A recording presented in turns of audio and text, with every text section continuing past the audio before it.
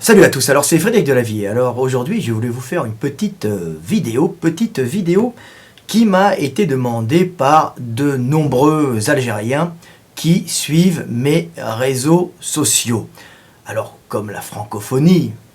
est vaste et s'étend dans le monde entier, évidemment sur ma chaîne YouTube et sur mon Facebook, j'ai évidemment de nombreux Algériens et ils m'ont demandé justement ce que je pensais des événements d'Algérie. Alors moi je suis en France, je suis en Europe centrale, je suis en Europe du Nord, donc je ne peux qu'avoir une vision tronquée de ce qui se passe en Algérie. Mais ceci dit, je peux quand même avoir une vision relativement juste et éloignée des événements. Et il est surtout intéressant de faire une comparaison entre ce qu'on peut appeler les événements des Gilets jaunes, la révolution jaune, la révolution des Gilets jaunes, et en fin de compte, cette révolution, ou bien on va dire ces mouvements populaires en Algérie qui ont peut-être été en partie déclenchés par, en fin de compte, l'exemple des Gilets jaunes, mais il faut savoir que tout ça, à la base, a une cause technologique, c'est-à-dire les réseaux sociaux, leur naissance, leur développement, et le fait que maintenant le peuple dans son ensemble, qu'il soit algérien, européen, hongrois, américain, vénézuélien, peut être informé en dehors des réseaux de propagande d'État que sont les grosses agences de presse, les grosses télés, qui appartiennent en général à l'État ou à des puissances économiques qui financent les États en place. Donc on voit qu'il y a une apparition d'un nouveau système d'information libéré de la propagande d'État et de la propagande des puissants, qui permet en fin de compte aux petits, au peuple dans sa globalité, de s'informer, de communiquer entre eux et de s'organiser quand ils sont mécontents. Donc on voit naître en fin de compte les prémices d'une véritable démocratie. Mais l'Algérie et la France ne fonctionnent absolument pas de la même façon, et la façon dont ils tirent l'énergie, donc dont ces peuples tirent l'énergie, n'est absolument pas la même. La structure sociale de l'Algérie, la structure sociale de la France, en dehors de la religion, tout ce que vous voulez, économiquement, énergétiquement, n'est pas du tout la même. Et ce qu'on peut voir comme grande différence entre les événements d'Algérie, qui ont une cause de mécontentement due justement à l'information qui est donnée par les réseaux sociaux, donc grâce aux réseaux sociaux, c'est la même cause en France, puisque le peuple, informé par les réseaux sociaux, et en fin de compte, se libérant des systèmes de propagande d'État, commence à s'organiser pour, en fin de compte, lutter contre un État qui domine. Mais la domination de l'État en Algérie et en France n'est pas du tout la même. En France, nous avons une révolution d'esclaves. C'est-à-dire que le français, dans son ensemble, est un travailleur qui est ponctionné par l'État pour, en fin de compte, pour que l'État vive sur le dos du français et de ses productions. Donc un État extrêmement gourmand, de plus en plus, en fin de compte, puissant, de plus en plus tentaculaire, qui ne produit rien et qui ne fait qu'en fin de compte administrer une horde d'esclaves qui n'en peut plus, qui est pris à la gorge justement par une taxation trop importante. Donc on voit qu'en France, la révolution jaune ou la révolution des Gilets jaunes est en fin de compte un mécontentement des esclaves producteurs, des petits salariés et des chefs d'entreprise, des petits patrons de PME qui n'en peuvent plus et qui, dans une globale planète libérale, avec des échanges entre les États, ne peuvent plus être compétitifs parce qu'ils sont trop taxés par un État extrêmement puissant, avec énormément de parasites qui vivent justement des taxes, et en bas, justement, une masse, en fin de compte, de pauvres, qui a bien compris qu'il ne pouvait pas monter socialement en France, parce que de toute façon la France est un système de caste, et qui donc a trouvé le système de vivre sur les aides sociales en fin de compte, qui sont données par l'État, en ponctionnant la classe des travailleurs, qui elle est de plus en plus exsangue, pour redonner le goutte à goutte, en fin de compte, à tous ces pauvres qui, comme ça, auront juste assez pour manger et pour se loger avec RSA et aide au logement, HLM, vivant de petits travaux, ce qui, en fin de compte, les empêchera de passer dans un mouvement révolutionnaire, violent, qui risque de déstabiliser l'État. Mais là, on voit que l'État prend trop à la classe moyenne, ça devient la classe travailleuse, laborieuse, les esclaves, et ben ça devient invivable pour eux, et on voit une révolution d'esclaves, qui bientôt sera suivie par la révolution des pauvres d'en bas, qui de toute façon sont des parasites aussi, mais parasites par obligation, puisque de toute façon la montée sociale en France n'est pas possible à la base, car c'est un système de caste. Donc ce n'est pas du tout le même système, ce n'est pas du tout les mêmes causes, bien que ce soit à la base les réseaux sociaux qui génèrent ça, mais ce n'est pas les mêmes causes énergétiques qui vont générer, en fin de compte, le mécontentement des Français et le mécontentement des Algériens. Le mécontentement des Algériens, il n'est pas, en fin de compte, un mécontentement d'esclaves, puisque l'Algérien est plutôt un homme libre, qui, en fin de compte, n'est pas mis au travail par le gouvernement militaire algérien. Mais le problème, et qui est aussi une grande chance pour l'Algérie, c'est que l'Algérie est un pays extrêmement riche, qui ne vit pas au niveau mondial, qui ne vit pas lui-même dans ses échanges avec les autres pays, par le travail et les exportations du travail et des productions des Algériens. Non, les Algériens ne produisent pas grand-chose, mais attention, ça commence à venir, parce que, en fin de compte, le sous-sol, d'abord, le sol pour l'agriculture est beaucoup moins fertile qu'en Europe, puisqu'il est beaucoup plus chaud et beaucoup plus sec, donc il pourrait être chaud et humide, ça irait, mais là il est chaud et sec, donc il y a possibilité de faire quelques cultures, du blé, on a des moutons, on a des chèvres, mais pas possible d'avoir des productions plus importantes, et en fin de compte, l'Algérie vit sur un sous-sol extrêmement riche, l'un des sous-sols les plus riches du monde, quand on regarde, en fin de compte, la superficie de l'Algérie et ce qui se trouve sous la terre. Donc il n'y a pas tant que ça d'habitants par rapport aux ressources énergétiques de ce pays qui est riche en gaz, une des plus grosses réserves mondiales, en pétrole aussi, mais maintenant, en plus, en gaz et pétrole de schiste, donc gaz de schiste et pétrole de roche, par fragmentation, que l'on trouve, en fin de compte, dans le désert, ce sont des gisements énormes, dans les plus grands gisements du monde. Donc, en fin de compte, l'Algérie est construit, s'est bâti sur un sous-sol beaucoup plus riche que son sol. Et ce qui se passe, c'est que les généraux, l'armée, qui sont en fin de compte des organisations militaires familiales ou de villages, qui se sont unis. Alors moi, je ne suis pas un spécialiste de ce qui se passe en Algérie, je n'y suis pas, c'est très dur de pouvoir comprendre les choses quand vous n'y êtes pas. J'ai une bonne compréhension de l'Europe, parce que je tourne dans l'Europe, de la France, parce qu'évidemment je suis français et j'ai vécu dans ce pays depuis des années, mais je peux comprendre un peu l'Algérie, parce que j'y ai vécu un peu quand j'étais jeune, et bon, je fréquente aussi beaucoup d'Algériens via, en fin de compte, ma vie du réel, et via les réseaux sociaux, qui sont aussi une vie réelle, mais un peu décalée. Donc, les Algériens, eux, ne vivent pas sur une économie de marché et ne vivent pas de leur production, du travail des hommes, mais vivent en fin de compte plutôt du travail des hommes pour exploiter un sous-sol extrêmement riche. Et tout le pays vit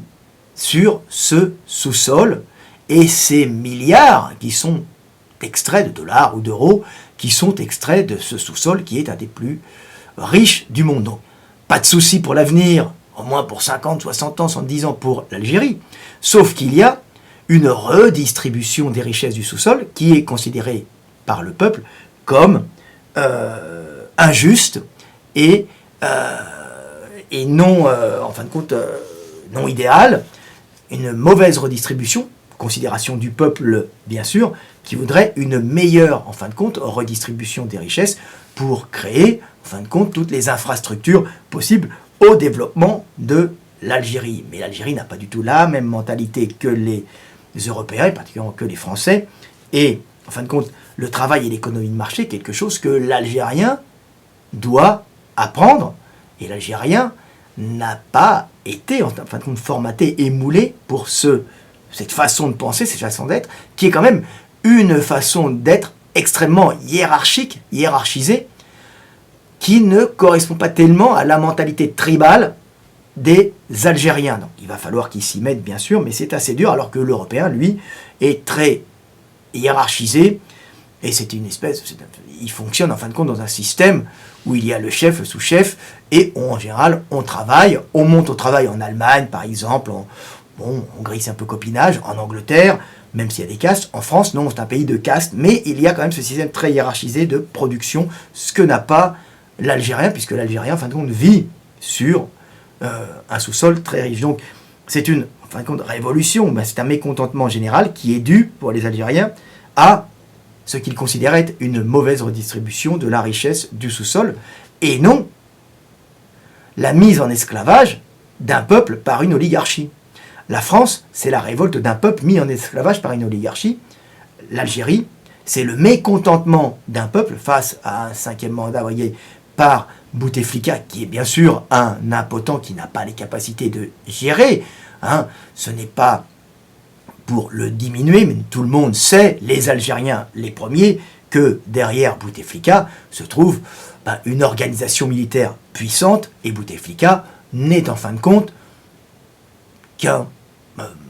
pantin que l'on présente aux élections, et les gens vont voter, en fin de compte, pour ceux qu'ils peuvent voter, et en fin de compte, c'est très dur, parce que pour les Algériens, ils ont l'impression d'être spoliés, mais ils ne sont pas exploités, à la différence des Français. Il y a effectivement mauvaise redistribution des richesses, puisque on voit que l'Algérie ne se développe pas comme il faut, mais il y a quand même des efforts quand même du gouvernement, puisque toute la structure, on va dire, des routes, une grande partie des habitations, en ville en tout cas, puisque même l'Algérie propose à des Algériens diplômés de revenir en Algérie en échange de logements, mais bon, est-ce que la vie plaira aux gens qui ont goûté de la vie européenne pour revenir en Algérie, même si le sous-sol de l'Algérie est un des sous-sols les plus riches du monde? Vous voyez le problème. Donc, richesse du sous-sol et puissance énergétique qui revient en grande partie à une espèce de junte militaire qui récupère ça et qui redistribue quand même une partie, mais plus petite, à l'ensemble du peuple qui se sent spolié des richesses de son sous-sol et en fin de compte abandonné avec un système des fois éducatif,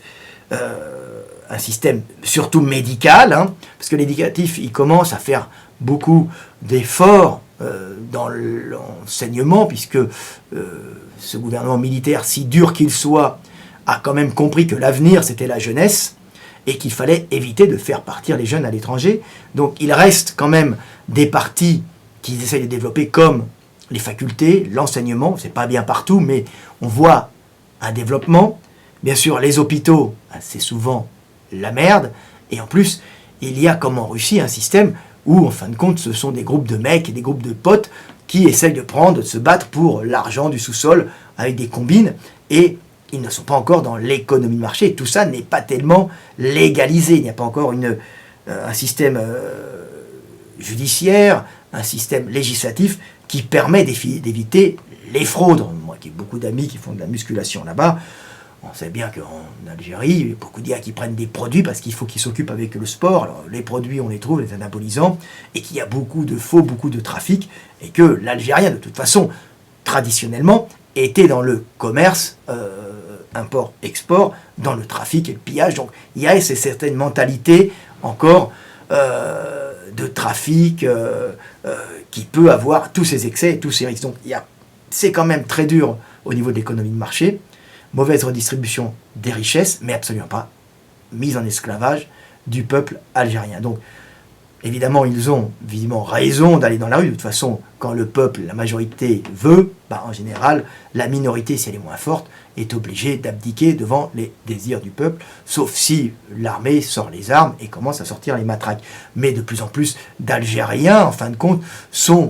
de la police et de l'armée, sont au contact du peuple et travaillent dans leur région, et il devient de plus en plus difficile d'imposer un ordre par, en fin de compte, la force et la cruauté, ce qui se faisait traditionnellement en Algérie, puisque c'est quand même des luttes de village, les gens restent sur place. Ce sont, on va dire globalement, des peuples par rapport aux Européens, on va dire, aux Européens, beaucoup plus agressifs et tribaux. Je veux dire agressifs, pas dans leur façon, en fin de compte, de faire des guerres géantes, puisque les Européens sont quand même les champions des méga-guerres, avec massacre de population, mais d'une façon très organisée, où les soldats s'agressent, en fin de compte, comme de petites mécaniques plus technologiques qu'agressives en général. Il faut savoir que le nombre de morts, en 14-18, les problèmes alimentaires, les familles, c'est essentiellement les bombes, donc ce n'est pas du corps à corps. Donc voilà, problème algérien qui est un problème de redistribution, chance algérienne des plus riches sous-sols du monde. Maintenant, il faut que, évidemment, l'État montre l'exemple, et pour que l'Algérie aille mieux, l'Algérie a toutes les possibilités d'aller mieux, il faut que les membres du gouvernement et les militaires montrent l'exemple en gérant peut-être d'une main de fer comme ils font toujours, mais ne montrent pas un luxe exubérant, et en fin de compte, il faut que même s'ils doivent tenir un pays d'une façon assez dure, parce que l'Algérien est dur en fin de compte à maintenir, nous les avons en France, nous savons ce que c'est, ce ne sont pas des Européens qui ont été sélectionnés pour, en fin de compte, leur capacité à l'obéissance hiérarchique. Ce n'est pas du tout ça, il faut des générations pour que des peuples puissent progressivement changer de mentalité. Mais ce qu'il faut pour que les Algériens, qui sont un peuple d'hommes libres, agressifs et libres, se calment, qu'ils aient, en fin de compte, au gouvernement, des hommes puissants, des hommes durs, mais des hommes justes, et surtout des hommes qui montrent l'exemple par leur façon de vivre dans la simplicité et ne pas exposer un luxe exubérant et en fin de compte une richesse qu'un peuple vivant quand même dans une certaine pauvreté, en fin de compte, n'apprécie pas. Mais l'Algérie a toutes les possibilités économiques et énergétiques pour s'en sortir, alors que la France, elle, a un problème. Ce n'est pas l'organisation hiérarchique des hommes et leur capacité de produire. La France a un problème, c'est son oligarchie qui est devenue tentaculaire et en même temps une oligarchie de parasites qui écrase l'économie de notre pays et qui génère en fin de compte de telles baisses dans la capacité énergétique des individus, donc l'appauvrissement des producteurs et des travailleurs, qui fait que l'on est en train de passer dans un système révolutionnaire fait pour, en fin de compte, rééquilibrer la répartition énergétique en France. Mais le déséquilibre n'a pas la même cause qu'en Algérie. Donc, en fin de compte, si les dirigeants étaient intelligents, il serait que toute révolution découle toujours d'une mauvaise répartition de l'énergie au sein du peuple. Donc pour l'Algérie, ça passe par une meilleure redistribution de la richesse du sous-sol et, en fin de compte, une meilleure organisation législative et juridique permettant de punir sévèrement les fraudeurs, tout en permettant le développement d'une économie de marché et de la production, puisque l'Algérie est un pays qui peut devenir riche, donc l'État l'État militaire fait déjà des efforts sur certains domaines, mais reste dans d'autres, particulièrement l'éducation, mais reste dans d'autres complètement à la ramasse, avec surtout au pouvoir des fois des gens qui ne montrent pas l'exemple. Donc il faut qu'il y ait une purification au sein du pouvoir, et en France, il faut différemment, qu'il y ait une purification totale. Un dernier petit truc, pour les Algériens, structurellement, l'Algérie est très très similaire au niveau de sa façon de rechercher l'énergie à la Russie, puisque ce sont deux grands pays, la Russie étant beaucoup plus grande, qui vivent non pas sur le travail de leur peuple, mais qui vivent sur l'exploitation de leur sous-sol. Alors par exemple, l'Allemagne est l'exemple même d'un pays ayant un sous-sol pauvre, qui vit sur le travail de son peuple, et les exportations par l'Allemagne, en fin de compte, de plus technologiques, d'invention et de production technologique, qui font que l'Allemagne est un des plus grands pays, on va dire, industriels du monde, bien qu'elle magouille aussi en Europe, en piquant à ses petits copains français, espagnols, italiens, qu'elle a bien mis à genoux avec cette création de l'euro et cette création européenne, puisque l'Allemagne, elle, vit sur justement l'émulation entre ces structures créatrices industrielles et technologiques dans tous ces landers, dans tous ces États, et sa production qu'elle fait dans les pays d'Europe centrale où les salaires sont beaucoup plus bas qu'en Allemagne. Donc elle invente en Allemagne, elle produit en Europe centrale, Pologne, Tchéquie, Hongrie, et ce qui fait qu'elle importe justement ses BMW, ses Audi, ses camions aux technologies, ses lampes, tout ce que vous voulez, ses rotatives d'imprimerie dans le monde entier, parce qu'elle a un système où elle met, en fin de compte, à l'amende toute l'Europe, bien sûr, mais pas les Allemands. Donc on voit qu'il y a des systèmes économiques différents, mais là, l'Algérie, assez similaire économiquement de la Russie ayant compris qu'elle devait changer son système législatif, changer son système économique en partie, créer de l'économie de marché. C'est pour ça qu'elle s'appuie énormément sur l'Allemagne qui vient moderniser son pays. Donc il faut que l'Algérie commence à faire des productions industrielles en produisant grâce à tout ça, en générant justement tout ceci grâce, en fin de compte, au pétrole et au gaz, qui est sa chance. On voit ça apparaître dans tous les pays qui ont du pétrole, cette tentative de changer, parce qu'ils savent que ça ne va pas durer forcément longtemps. L'Algérie pourra durer même encore plus longtemps que les autres. Mais il faut franchement qu'elle fasse un effort de ce côté-là. Et on voit qu'il y a, au niveau énergétique, des problèmes et un mécontentement d'un peuple pour une mauvaise redistribution des richesses. La France étant un mécontentement d'un peuple, la Révolution jaune,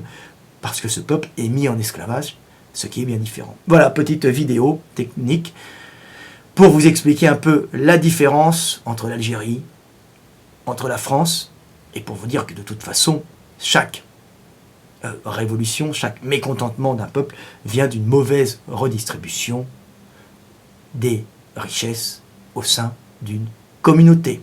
Que ces richesses soient obtenues par l'exploitation du sous-sol ou le travail des hommes. C'était Fred Delavier, à bientôt. Salut à tous. Et particulièrement à mes amis algériens qui m'ont demandé cette vidéo. Vous pouvez commenter,